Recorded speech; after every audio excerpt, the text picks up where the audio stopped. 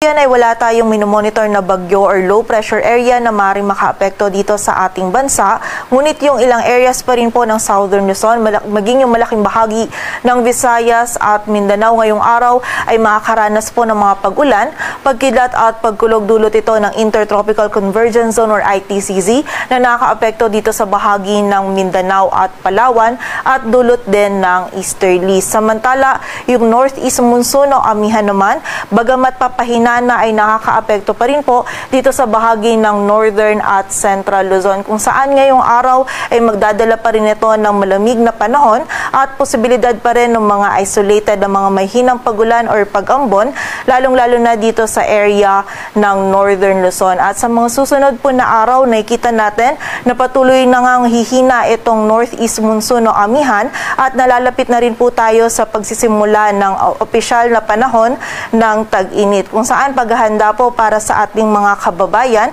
para po maiwasan natin yung panganib na maaaring idulot ng init ng panahon sa ating kalusugan.